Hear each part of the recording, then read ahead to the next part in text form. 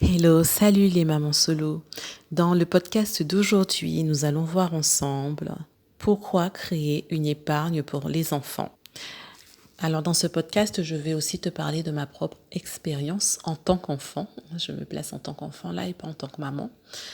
Pour pouvoir étayer un petit peu, expliquer pourquoi créer une épargne pour les enfants, pour quelles raisons, pourquoi le faire.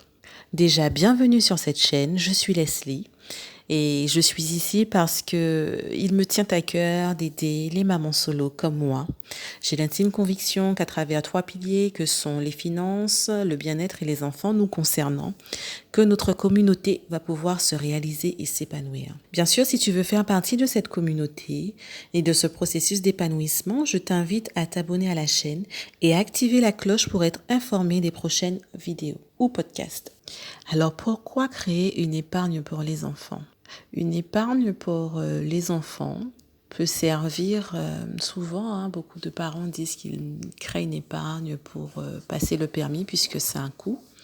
C'est un coût considérable quand même pour les études, pour aider lorsque les enfants atteignent soit 16 ans, la majorité, en tout cas quand ils en ont besoin, pour pouvoir avancer au niveau des études, entreprendre et puis pouvoir se véhiculer. Et tout cela a un coût et il s'agit de ne pas se trouver coincé ou ne pas avoir à rater une opportunité.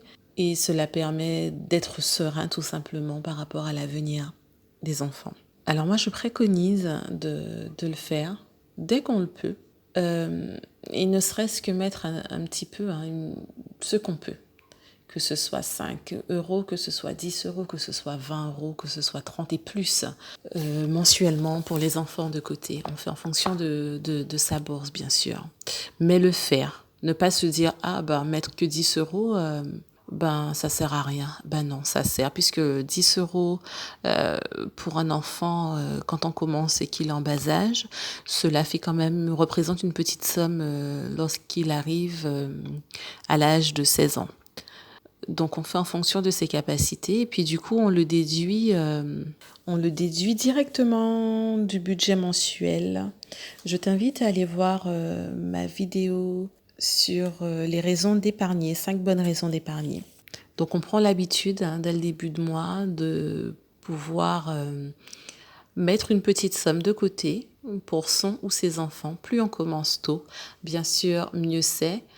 Et plus on a la possibilité de le faire. Si on n'a pas la possibilité de le faire, dès qu'on parvient à commencer, on le fait et on s'y astreint. En fait, on n'y pense même plus puisque on le fait directement, on se met en place un virement permanent et cela se fait automatiquement.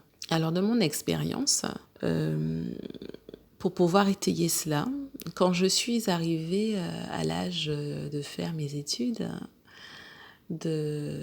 j'ai eu mon bac, voilà, il fallait que j'aille faire mes études.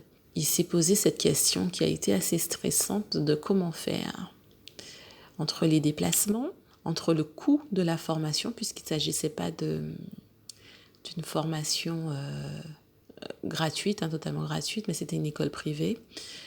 Donc le coût de la formation, les déplacements, l'alimentation, sachant qu'en fonction des études, si ce sont des études prenantes qui demandent beaucoup d'heures par semaine, on n'a pas forcément la possibilité d'avoir un travail à côté. Je me suis retrouvée confrontée à cette question et à ne pas pouvoir y faire face et à devoir faire un choix. L'école dans laquelle j'étais acceptée et qui est une école qui faisait partie de mes demandes coûtait, si je ne me trompe, 8 000 euros. 4 000 euros, je ne sais plus trop, j'avoue que cela fait un moment. Enfin bref, en tout état de cause, peu importe le prix. Là où je veux en venir, c'est que cette somme, nous ne l'avions pas, puisqu'il n'y avait pas eu d'économie de fait depuis mon plus jeune âge.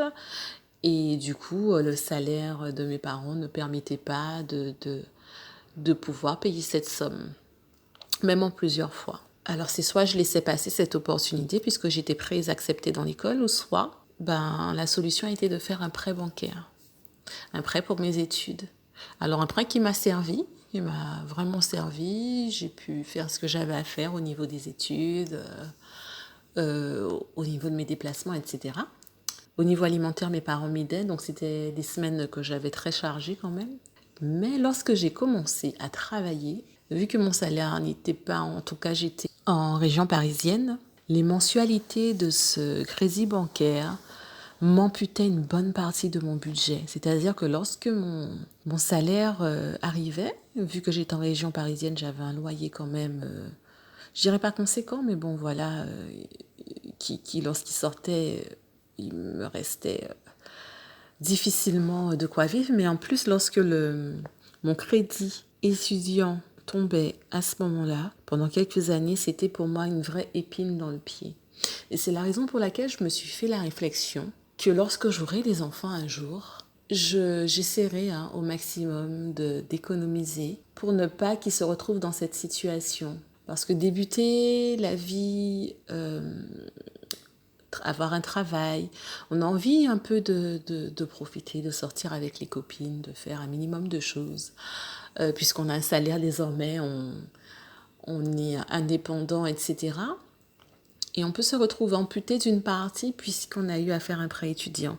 Donc après, tout dépend du salaire que l'on perçoit, tout dépend de là où on vit, tout dépend des dépenses que l'on a, etc. Mais tout cela pour dire que tant que l'on peut éviter d'avoir recours à ce type de crédit pour l'avenir et ne pas commencer finalement la vie avec un crédit, c'est le mieux. Alors pour ce faire, bien sûr, c'est les parents, nous en tant que parents aujourd'hui, qui devons y penser au maximum, surtout que, comme je dis, on le fait en fonction de sa bourse et on le fait après sans y penser. Et petit à petit, ces petites sommes engendrent des sommes un peu plus conséquentes qui permettent lorsque le moment arrive, de pouvoir, sans stress, être serein, de pouvoir retirer cette somme pour pouvoir payer le permis, pour pouvoir payer des frais de scolarité. Donc, c'était mon expérience et c'est la raison pour laquelle il est important de s'astreindre à créer une épargne pour son ou ses enfants. Et toi, tu en penses quoi? Alors, est-ce que tu as créé une épargne pour les enfants? Tu mets de côté pour les enfants tous les mois? Ou est-ce que tu fais partie de l'autre école qui dit, je me suis débrouillée, donc ils vont se débrouiller? Donc, tu me fais un petit commentaire, dis-moi ce que tu en penses. Et je t'invite à mettre un petit pouce si tu as aimé ce podcast, mais aussi afin qu'un plus grand nombre de mamans solo puissent se joindre à nous. Cela permet une visibilité en fait des podcasts. Et je t'invite à t'abonner à la chaîne afin que notre communauté puisse grandir, en tout cas s'épanouir, même si cette situation de maman solo, en tout cas au début, n'est pas forcément évidente, mais nous sommes là pour ça et on ne lâche rien.